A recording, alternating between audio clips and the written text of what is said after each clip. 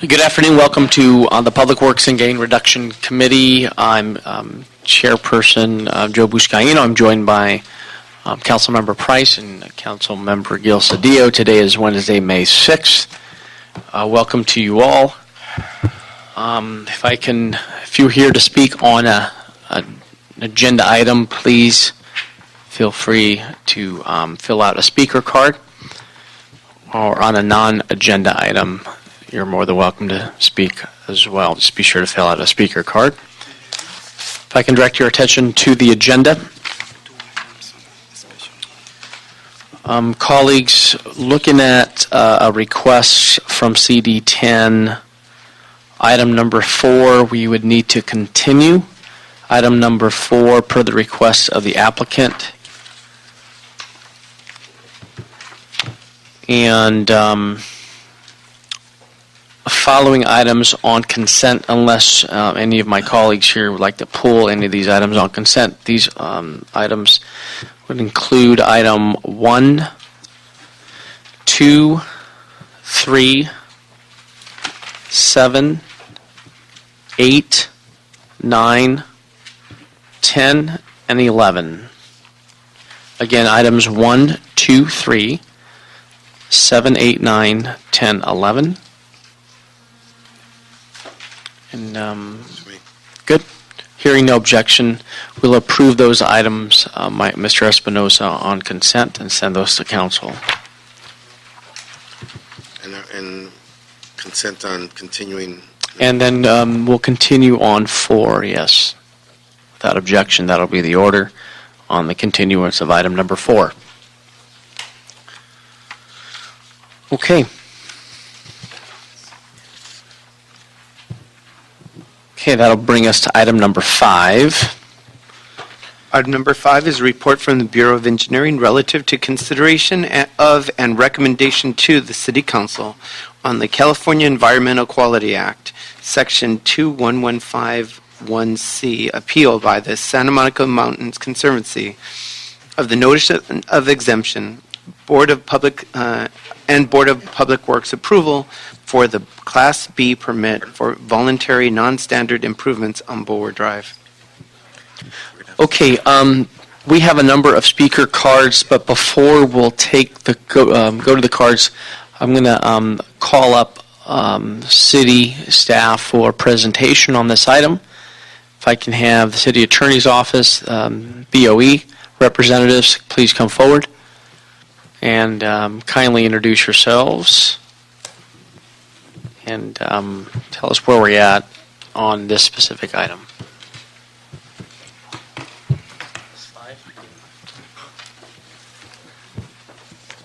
Good afternoon. My name is Wesley Tenajuri, the Bureau of Engineering Central District Office. Good afternoon. Welcome. Good afternoon. My name is Maria Martin with the Bureau of Engineering and Environmental Management Group. Thank you. Welcome. Good afternoon, Segment Chu, Deputy City Attorney. Thank you. Good afternoon, Ted Jordan, Assistant City Attorney. Great. Welcome. For a little background on the project, the applicant representing the owners of 8041, 8045 Bulwer submitted an application for a B permit in our office to construct some non-standard improvements along Bulwer Drive, extending from Woodstock, which included asphalt pavement, drainage facilities, which would connect the existing paved roadway from Woodstock to some existing homes that are at the subject locations. Got it. And so my understanding is, why isn't the city paved those specific streets, and why is this, the applicant has triggered this B permit? Is that my understanding? Yes. Well, normally in the hillside area, roadway improvements are triggered by the private development. In this case, the houses were already existing. However, the applicant came forward to voluntarily provide the asphalt pavement to provide a more safer access to their properties. Got it. Okay. Thank you. Good afternoon, ma'am. Good afternoon. On September 15, 2014, the Board of Public Works found the Class B permit for non-standard improvements on Bulwer Drive to be categorically exempt under CEQA. We received an appeal dated December 15, 2014 was submitted by the Santa Monica Mountains Conservancy. We are here today recommending that council deny the appeal filed by the Santa Monica Mountains Conservancy relative to the findings, and that council adopt the September 15, 2014 action in which the board found that the project was categorically exempt under the California Environmental Quality Act. Okay. And the main claim on the appeal regarding the exemption is that the project is not categorically exempt from CEQA because it does not adequately disclose, analyze, or mitigate potential biological, visual, growth-inducing, or cumulative impacts. Those are the main claims. However, as indicated in the staff report, the notice of exemption adequately addresses these issues. It does address the issues. Yes, it does. Okay, so this committee can either grant the appeal or move on the recommendation of the Board of Public Works. Is that my understanding? Yes, that's my understanding. Okay. Great. Would it legally would that be correct? Well, just for clarification, the appeal will, the final decision will be made by the full council, so the committee will be Of course. in a position to make the recommendation. We'll make the recommendation to full council. Okay. Okay, colleagues, any questions to city staff? Yes, Mr. Cedillo. obviously, consistent with the protocols here, I'm interested in where the councilman is of the district, what their sentiments are, what their desires are with respect to this project. I understand Mr. Labange is on his way up. Personally, he'll be here to make a presentation. What are you hearing from CD4? Well, I believe CD4 staff is here. I hesitate to speak for them. Yep, let's do this. I think it's safe to say that they're... Let's wait for Tom to arrive, Okay. and we can hear Maybe you straight. can elaborate then, because basically what I heard is we think it's okay and they don't think it is. And so Yes. what's the issue here? What's Yes. the factual context for it? Yes. Why, because I'm trying to visualize this location and why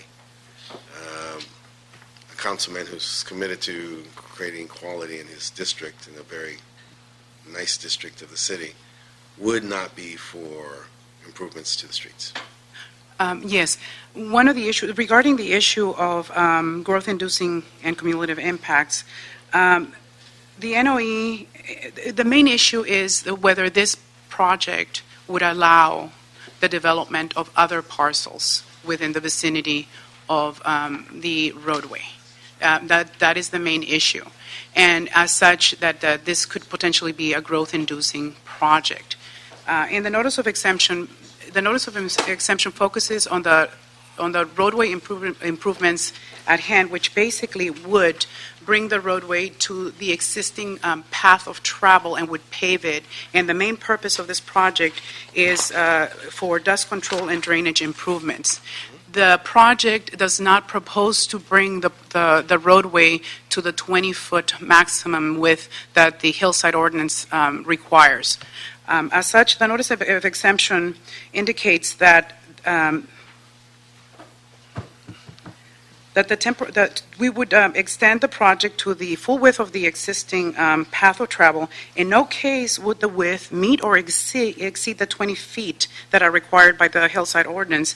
As such, the roadway would continue to be below the requirement by the hillside ordinance, and as such, additional discretionary approvals would be required to develop any of the other lots. So basically, if there were an application for a permit on one of the adjacent lots, that would trigger a discretionary approval by the planning department.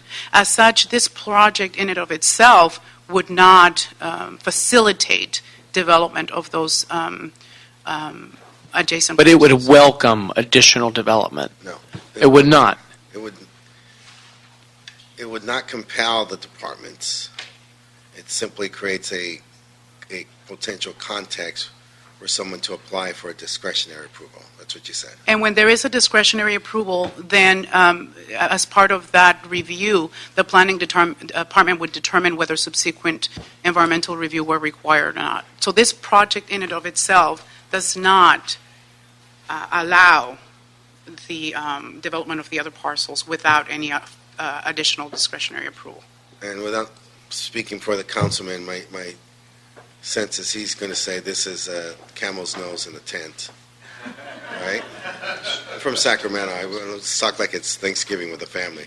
So this is like the camel's nose in the tent, and that this is the concern that he may have, without speaking for him. So that addresses the growth-inducing and cumulative impacts. It has to do with that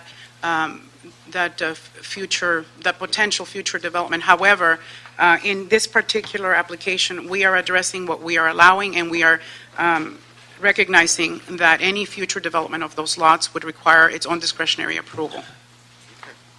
Got it. Mr. Price? That looks like Mr. LeBlanc. Okay. Where you want now? Okay, fantastic. Well, thank you so much for answering our questions, at which point now we are going to go to our cards, and then we'll bring up Mr. LeBlanc, who is here, who's joined the committee. I'm going to call you up 3 at a time, so please listen to your name, and please be sure once you come to the microphone to identify yourself. There's probably a representative here from the applicant, from the appellant. Got it. Disregard that last. I'm going to bring a representative from the appellant, and I will provide them 5 minutes to speak. Please come forward. It's like plum. Good afternoon. And I'll also give the applicant 5 minutes as well. Good afternoon, honorable members. I'm Paul Edelman. I'm the Deputy Director of Natural Resources and Planning for the Conservancy. I like what you said about welcoming development. That was a perfect word for you, kind of nailed it. What seems like a really small matter before you today is actually a really huge matter. And this is a CEQA appeal about an action the city's involved in that the city wasn't trying to achieve. It's a developer-driven action, and that environmental impacts have not been addressed. Start the time, Michael. Sorry. The wildlife corridor from the 405 to Griffith Park and beyond into the northeast LA hilltop system is the most phenomenal urban wildlife corridor in the world. We can't take it for granted. It benefits the whole city. And what this wildlife corridor consists of is a fragile linkage of small habitat patches, big habitat patches, and small connections in between them. And it requires the utmost diligence in project planning to keep that alive. And it benefits the entire city. And each of these sections serves a role. And this bulwer habitat block, which this project goes through, is one of the vital organs of this habitat linkage. And the danger is if you approve the wrong things and open the gates to development with this project as it's proposed, it will collapse. Because if you take out a vital organ, the whole organism collapses. What this road does is it goes right through the middle of this habitat block, and it gets back to an area where there are scores of non-standard lots. An animal that has to get from east of Laurel Canyon Boulevard into Griffith Park or over into the LA River has to go through this property. It has to, on some portion of it, and to leave it, it has to go on Boulevard Drive, the dirt part. So you cannot pick a more sensitive area to not look at impacts on. It functions as a habitat hub, as a connector, and as a stepping stone. And the NOE, Notice of Exemption, totally ignores this. It just says something about there are no endangered species. There's no analysis. And there's no mitigation. And it's so easy to see. You just look at aerial photographs, and this will just jump out at you. My expertise, I've been studying this for 26 years and trying to save it with Wildlife Corridor Griffith Park. It's kind of my life's work. I have more background than anybody on the planet. In short, as the bulwer habitat block goes, the Eastern Santa Monica Mountains Wildlife Corridor goes. They go part and parcel, and a chain is only as strong as its weakest link. The foundation of the Bureau of Engineers' Notice of Exemption conclusions is so feeble and dangerous, and it's based on zero facts about there being no biological impacts. This 750 feet of additional paving on a current dirt road will give paved road access to 6 more lots, vacant lots owned by the developer, right to their front door, paved 6 more lots. If that isn't growth inducement, what is in a super sensitive area. And it's the most sensitive spot of the entire bulwer habitat block. To hide behind the idea that those lots won't one day be developed because of their being non-standard, I think is pretty unwise. And when you consider what's at stake, that we could lose this wildlife corridor valuable to the whole city and valuable to Griffith Park and beyond, is a big action that I wish you would not take. We wish you would grant our appeal and study the developer's remaining 11 vacant lots that he has there. It's not just about 2 houses, and come out with a balanced solution. As proposed, this project is just blanket piecemealing. Come on, with 11 additional lots, he's building a road to it. How do you get a more piecemeal situation? There's a reason why in 2006, planning said they need an EIR to improve the roads. And it's not exactly the same road. I mean, it's the same road, but a different level. But right now, they have a certificate of occupancy since 2006 to have 2 houses in the Hollywood Hills, and here they're whining that they need better access and can't rent it and all that. They're renting it, and it would be so tragic for the city to give into this whining for people. The developer already has access to his house and ruin the wildlife corridor. There's no proof of hardship. There's nothing in the record. It's just whining. And to cave into that with this level of city resource at stake is tragic. If the road is going to be improved, it must be improved under the guidance of a wider angle environmental analysis, not the notice of exemption. It's the greatest urban wildlife corridor, and it's a scientific marvel. And I just beg of you, and the Conservancy begs of you, not to deny this appeal. They've had 2 houses for almost a decade. That's an all-weather DG road built into a mountainside that's been there for 65 years plus. The city did some improvements to it. Yeah, it gets a little muddy once in a while, but DG is DG, and that's how they bought it. Do we bail out people who do that? Decomposed granite, very well drained. So the issue is, yeah, maybe it does need improvements, but don't jump forward with this knee-jerk reaction to solve the small problem. Look at the whole overall picture. Put the brakes on it, and please grant our appeal. Thank you. Thank you. Thank you. And now, if I can have a representative, the applicant, please come forward. I'll give you the same time, 5 minutes. If you can, please identify yourself. Thank you and welcome. Good afternoon, council members. My name is Kevin McDonnell. I'm an attorney from the law firm of Jeffer, Mangles, Butler, and Mitchell, representing the owner of the property, Bulwer, LLC. Staff is accurate in its presentation. We approached the department with a B permit application for voluntary improvements along the existing Bulwer Drive roadway, which is now a dirt road. The reason it went before the Board of Public Works is because we were not asking for a standard cross-section.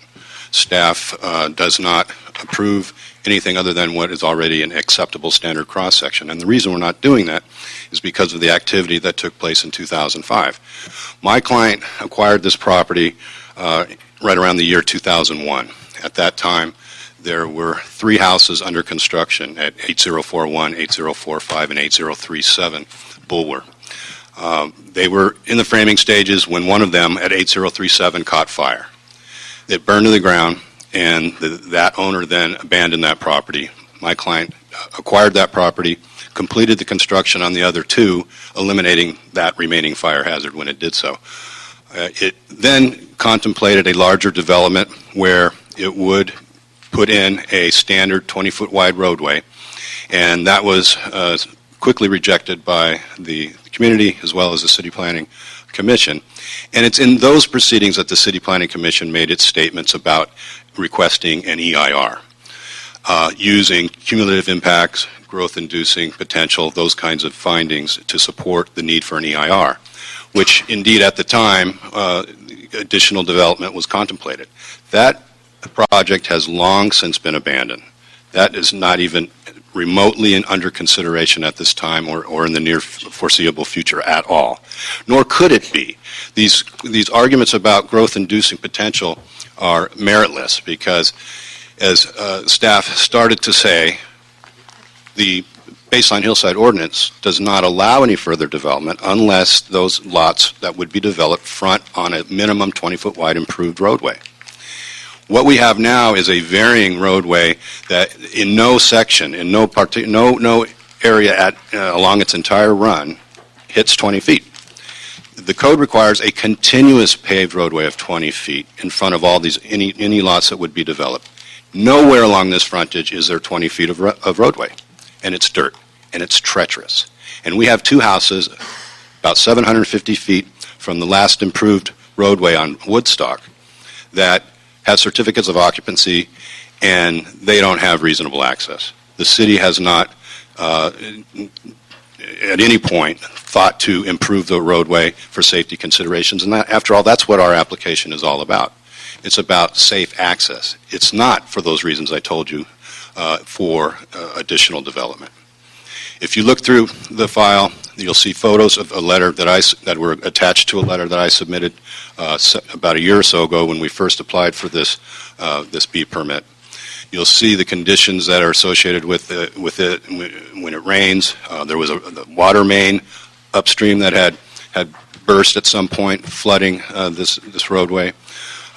Certain drainage facilities are actually that were part of the development of the two houses that are there. But because the pavement is not complete, those drainage facilities don't receive the water properly, and as a result, silts and dirts and mud and everything builds up in front of those houses. There's no guardrail along this stretch of roadway. We want to put a guardrail as a part of our B permit to prevent the inevitable accident of someone rolling off that slope. We approached the staff at BOE with a common sense kind of request. You can't issue us a permit without going to the board unless we give you a 20-foot wide roadway. The community doesn't want a 20-foot wide roadway because they don't want to see any further development. We don't want to see anybody fall off the side of that hill. We would like to pave it and put a guardrail and make it safer and maintain the status quo with respect to further development. That's what the application is about. As far as the CEQA appeal goes, the appellant has provided absolutely no evidence to support any of its arguments about growth inducement, about wildlife corridor. He says there's wildlife corridor, that's a linkage, but he doesn't present any evidence whatsoever to support that it is doing such a thing. You cannot entertain an appeal under CEQA without substantial evidence placed before you in the record, and you have none. I'll wrap it up here. My time is almost over, but I'm available for questions. Thank you. Thank you, sir. At which point, I'd like to welcome Councilmember Tom Labadge, representing Council District 4. Welcome to the committee, Tom. Thank you very much. Good afternoon, and thank you for hearing this matter. I'd like to ask, if I could, Mr. Chair, those behind me, all those who support the appeal, to please rise, just so you get an effort of people who would want to see this appeal be supported. Thank you very much. I support a guardrail once I put in there, but I support the appeal. The appeal is so important as we look at this. It is an interesting part of our city. I will call it Laurel Canyon. Yep. All the way down, there are some interesting similar type roadway systems. But I think that the appeal is clear. I think on the issue of the wildlife corridor, that's important, but also safety is important, and put a guardrail in. And then if they want to go through a full process, if they're going to try to develop the land, that would be the requirement of the planning department. But in this particular case here, I would just want to support the community that I've represented for, I guess, about almost 15, 14 years, whatever it is. Okay. Any questions of me? Okay, thank you. Thank you, Councilman. Thank you very much. I'm going to go back to the other committee if Yes. it's okay, but tell the sergeant to call me if you need me for anything. Thank you. Thanks, Tom. Okay, so at which point we have a number of comment cards. If I can call up Anita Sokolsky. Okay.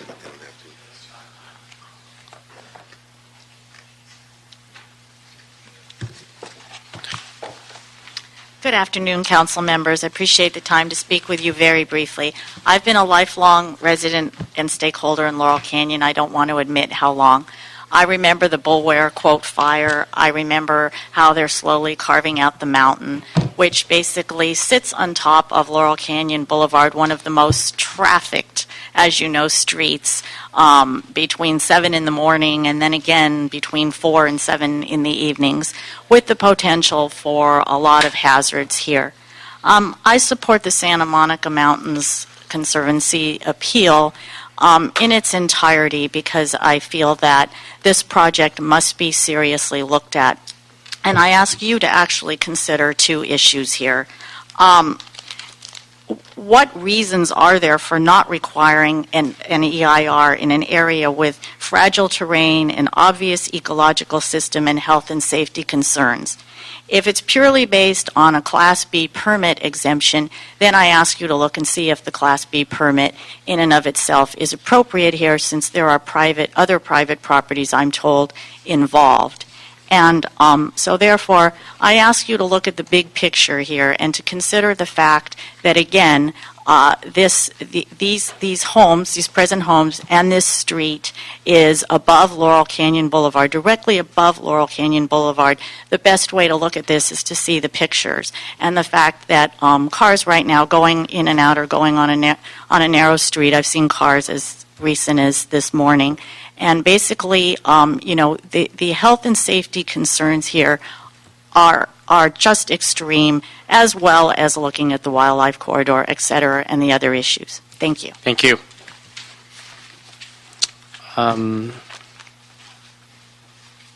Is it Susan Dillon? Followed by Stacy Sillens. Please come forward, Stacy. And Fred Karger, please come forward. Susan? Hello, I'm Susan Traylor Dillon, and I live at 2741 Woodstock Road. My family and I own several acres that adjoin the Bulwer LLC. Mm-hmm. We've been doing this for several years now, if not more than several. I don't. Every time we turn our back, something new comes up from Bulwer LLC. I've never met the owners of Bulwer LLC. Everybody here are people who really care about this neighborhood, okay? So I think to make this as simple, I think for the city to consider findings for a Class B permit when, in fact, there is private property involved in this, and I've never been approached at this leg of this long journey by Bulwer LLC, nor has the city approached me to make any changes to my property. I mean, that's one of about 100 things I could list that has gone wrong. I know our local fire department, okay, is our area fire department very concerned about what goes on here. And you should have a private conversation with the people who work in that station and how they manage that street. Okay, it's pretty scary if you really hear it from them. I care about this deeply. I'm so grateful for you spending your time to listen to this. I would really pay close attention to the Conservancy's appeal here today. Thank you. Hi, good afternoon. Good afternoon. Thank you. My name is Stacy Sellens, and I am the Vice President of Upper Nichols Canyon Neighborhood Association, and we represent over 600 homes in the area. We're just adjacent to this neighborhood. We work very closely with them. So I'm going to read a little bit, and then I'm going to talk to you from my heart. So if this appeal is denied, the applicant will be allowed to provide paving to 6 of his vacant lots. The city conclusion that such a road is not growth-inducing because the road will be substandard is unsupportable. How can the city deny that they will not build on these 6 lots that the developers have? Over time, that will happen. For such a sensitive wildlife corridor, that is a significant biological impact. So I need to tell you that as in living in the hills, we're not against development. We're for responsible development. I've been involved in many issues like this where they say they're not going to develop, and then we end up with a huge mega mansion or other things that are greatly impacted. I would invite all of you come up and let us show you what we're talking about. I've been trying to find in my phone the picture of the deer that I took over there, but of course I'll find it as soon as I walk away. from this. Well, we're thankful for Google Earth. Yeah, Google Earth. I was just right on your street about an hour ago, Oh, there you go. Oh, It's beautiful. and I was sitting downstairs. We see deer, and for them to say that it's not a wildlife corridor is disingenuous. Paul Edelman is the premier person, as he said, in this country. He's helped us so much. Come up, see the deer, the bobcat, the eagles, the hawks, all the time. This is so important, and I thank you for your time, and I hope that you'll support the appeal. Thank you. Welcome.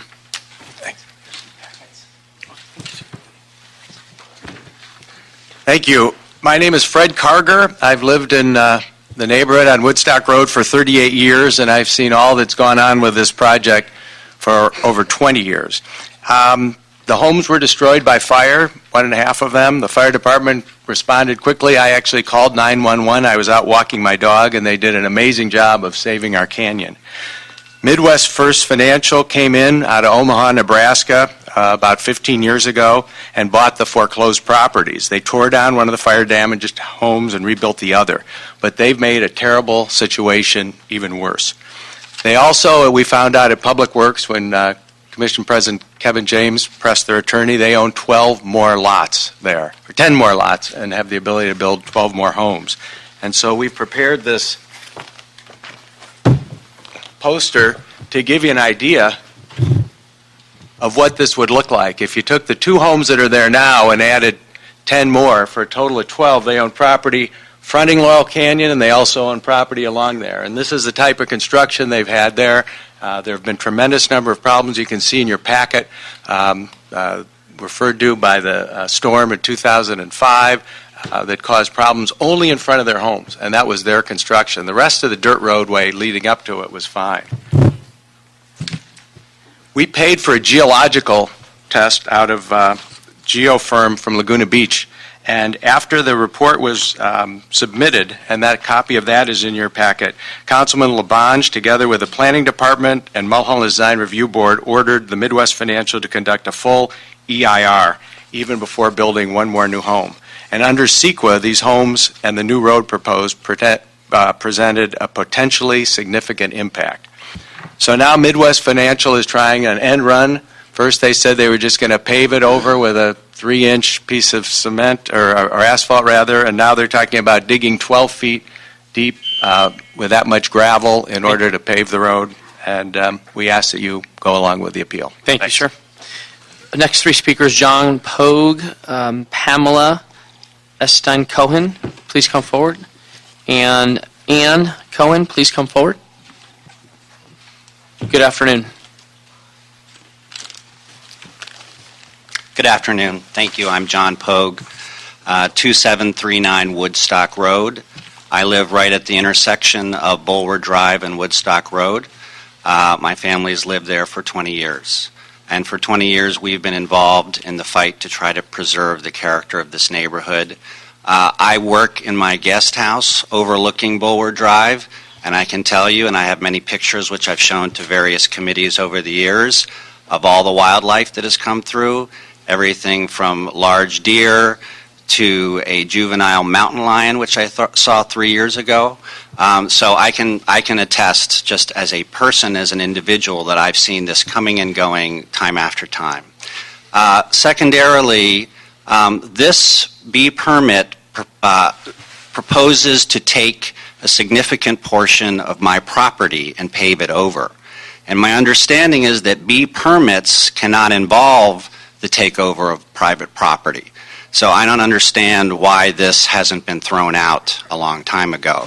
I took a picture this morning of the roadway with the surveyor's marks and then some blue marks that I put there, and I would love to show you this picture, which shows that the city is proposing to pave over at least 6-7 feet of my property.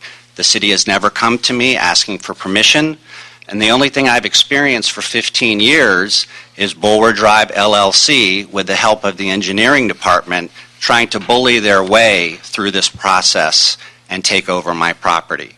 So I wish that you'd give careful consideration to this matter, not only for homeowners' rights, but also because of the important biological and environmental nature of this corridor. Thank you very much. Thank you.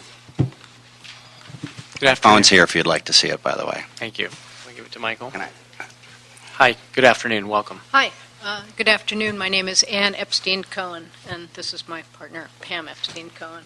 And out of respect of everybody's time, we just want to say that we support everything that Paul Edelman has said, what Tom LaBonge has said, and what our neighbors have said. We live around the corner. We overlook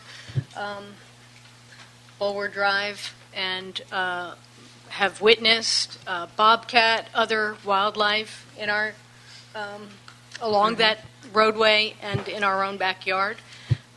So we would like you to consider this. Thank you. And I think I just want to... Your name for the record, please. Pam Epstein-Cohen. Thanks, Pam.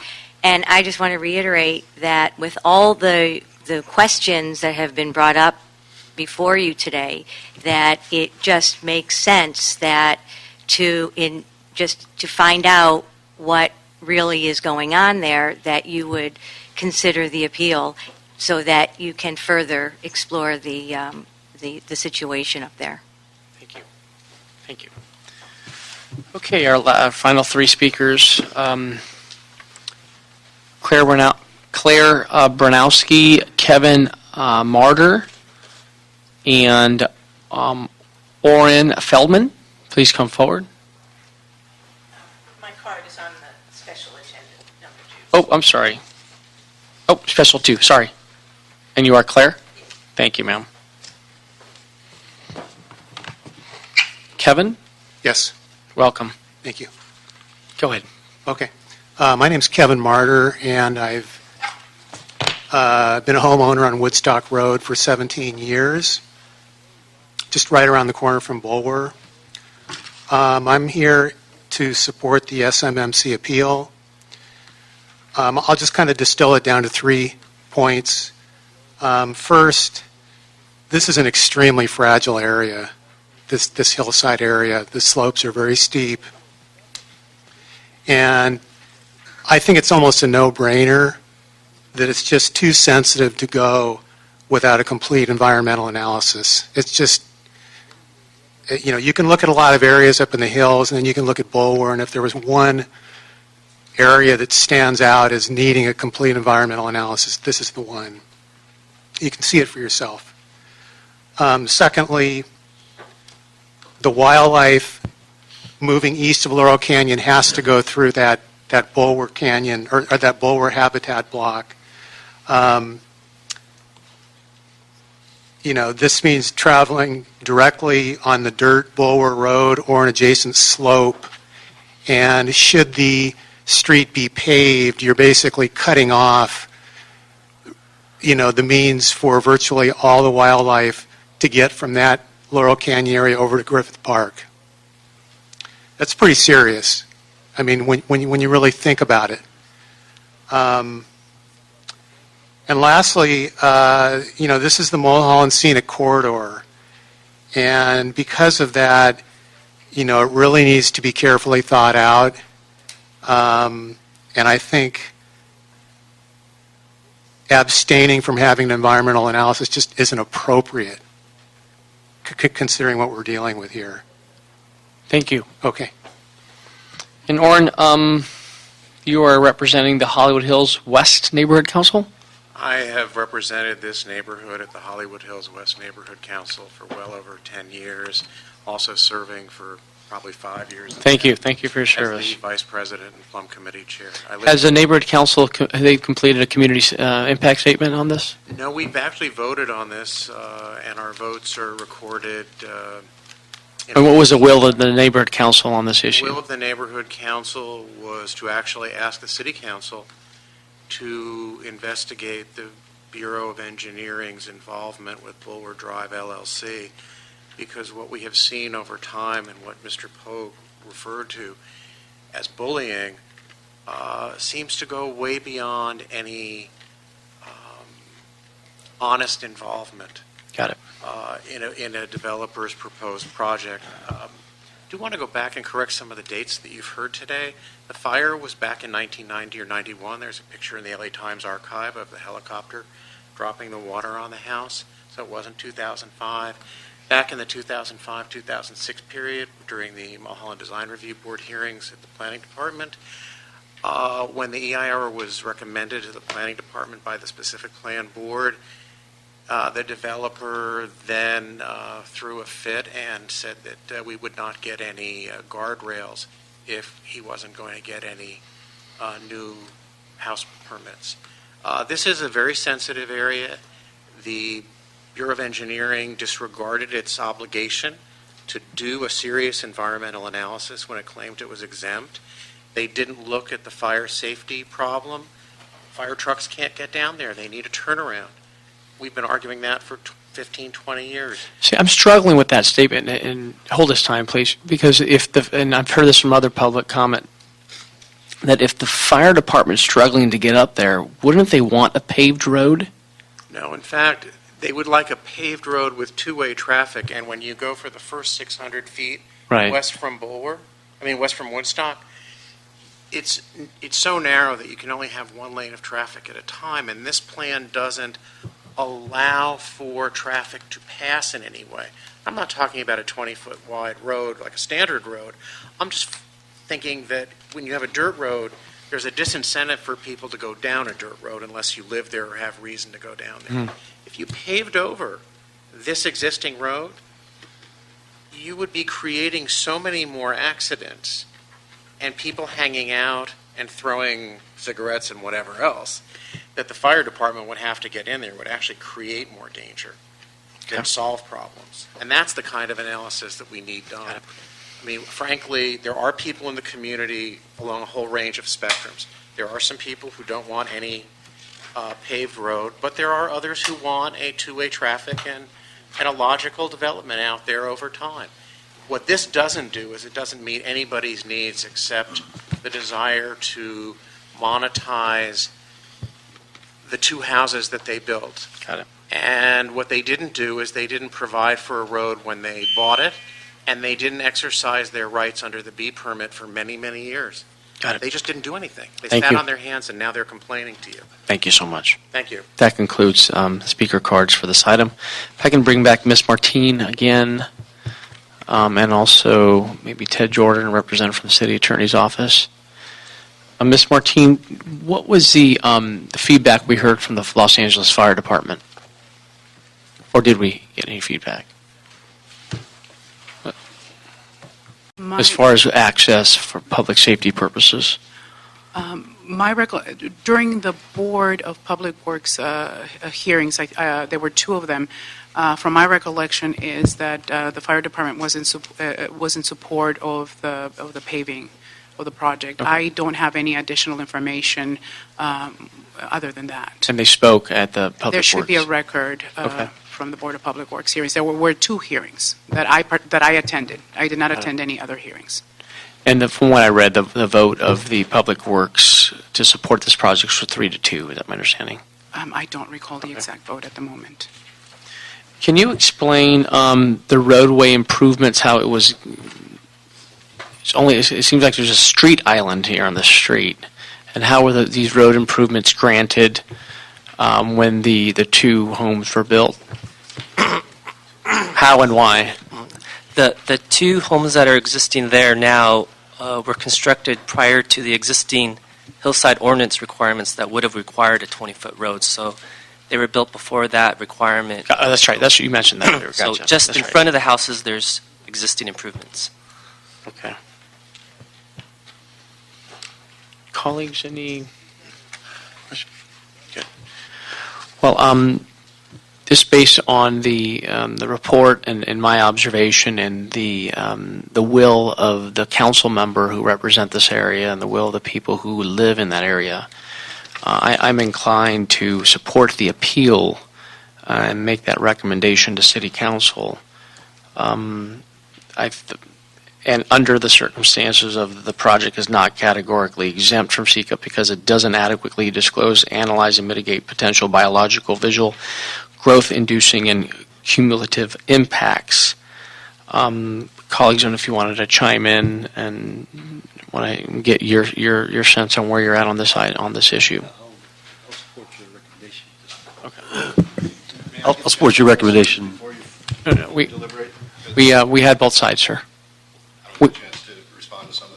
No, we heard both sides. We gave you 5 minutes and gave the other party 5 minutes. Thank you, sir. You okay? Did you support that as well? Yep.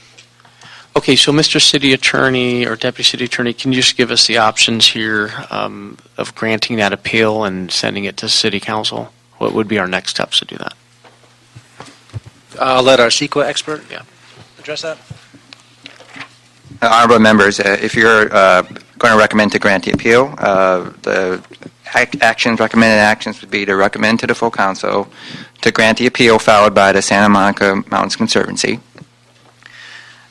You would need to specify the deficiencies in the CEQA determinations, which I think, Honorable Chair, you've specified that, but that would need to be in the record.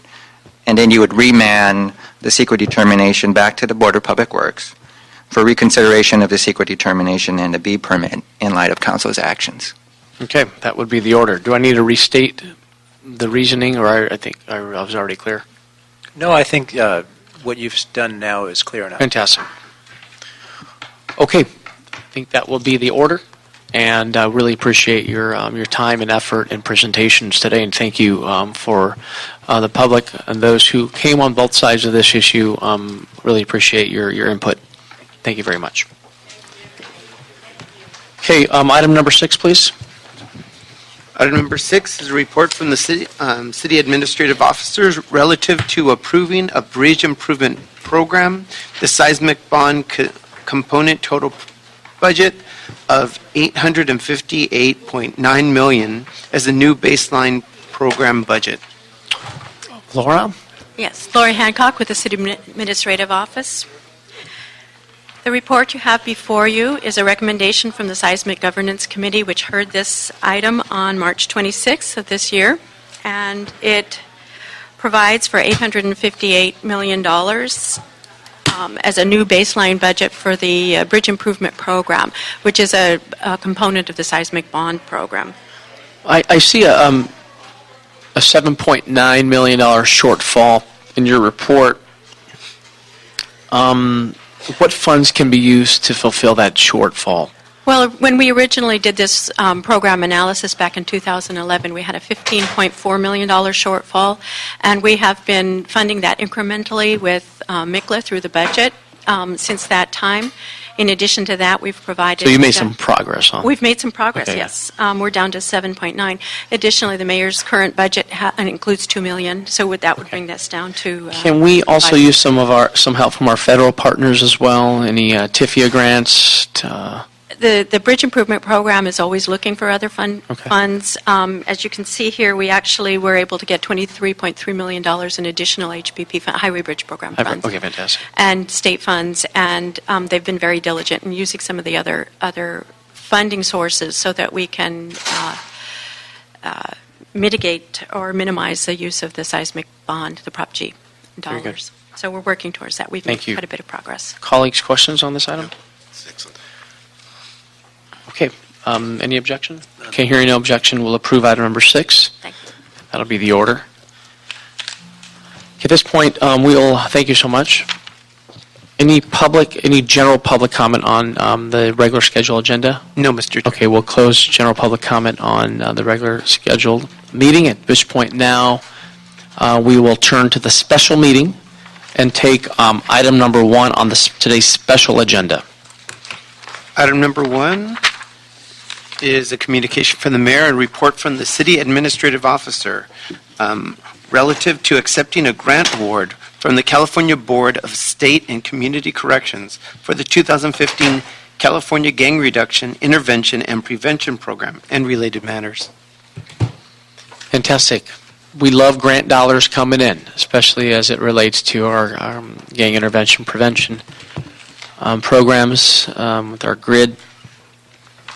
Good afternoon. Sorry we missed Ann today. Please send her our regards, and anxious to hear the report. Right. Camilla Fong from the Office of the CAO. The item before you requests retroactive acceptance of the 2015 Cal Grip grant and modifications for the FY13 Second Chance Act Juvenile Reentry Grant, and also the amending of a couple of contract authorities, and finally a reappropriation and transfer of fiscal year 2013-14 funds to be transferred to the Recreation and Parks Department to implement the Summer Night Lights. Summer Night Lights program, right? Great. So majority of these dollars will be spent for the Summer Night Light program, or all of them? All of it. All these dollars, right? Yeah. And it's great to hear in the mayor's State of the City address and throughout this budget process that he's dedicating some more revenue, more dollars into the grid program. Just want to thank Mayor Garcetti for his commitment and his ongoing dedication on reducing gang violence and continuing to support youth development in our city of Los Angeles. So thank you. Any questions, colleagues? Steve, the grid program is certainly one of the successes, I think, of our gang intervention activities, and really has been a pioneer. But can you just explain again the various components of grid and how it's set up, how it operates? So, in the different grid zones, right now, we're currently... How many grid zones are there, for example, first of all? We're going to be expanding to 23 grid zones. Currently, there's 17, but for next fiscal year, there'll be 23. And at the next committee hearing, Ann is going to come and give you a much fuller explanation of exactly how we expanded those zones and why. But there's basically components of prevention and intervention in each of the grid zones. And so the prevention is to work with at-risk youth and try to mentor them before they engage in gang activity. And intervention has components of family intervention, but it's also doing some proactive peacekeeping on the streets. I know about the Summer Night Lights program, but are other grid programs year-round, or are they just sort of targeted to the summertime efforts? No, they're year-round programs. And we contract with agencies around the city all year long to deliver the prevention and intervention program. And what's the revenue source of the city matching funds? For the grants, the general fund. That's where the match comes from, general fund? And sometimes we hear rumblings, Mr. Price, from our colleagues who... Wish they had some. Right, they had. Well, as far as the gang, to me, I feel that gang violence has no lines, right? But we hear oftentimes from colleagues that some of their districts don't have grid programs. No, I'm pleased that there's going to be an expansion of the program. I think my district may get one or two of those additional slots. It's sorely needed and makes a big difference in those communities. So. Well, one of the components of the expansion is a rapid response program, which is going to be a little bit more flexible and be able to respond to violence that's outside of the existing grid zone boundaries. So that's meant to respond to that need. Things Thank you. Move outside. Yeah, even though I was a senior lead officer, I was scratching my head because down at the harbor, we were being rewarded by reducing gang violence, but at the same time we weren't getting the funding for these specific programs. And it's like sometimes you have to have a spike in gang violence to get the dollars instead of being more preventive. But even Chief Beck's commitment to gang violence, if anything that's spiking our numbers goes back down to gang violence. So, Mr. Cedillo, any questions on this? Fantastic. It's a great evolution of the program to have the rapid response and make sure that we're... Yep. Great. Okay. So we'll approve the CIO's report, and without objection, that will be the order. Send that to council as well. Thank you so much. And our final item is special item 2. I believe we held this on the desk because there was a technical amendment from BOE. And then I have one card. So Michael, you can read this into the record. Item number 2 is a motion from council members Weezer and Price relative to waiving a 5-foot street dedication and improvements along 4th Place and the abutting alley. Fantastic. Good afternoon, council members. I'm Julia Moy with the Bureau of Engineering.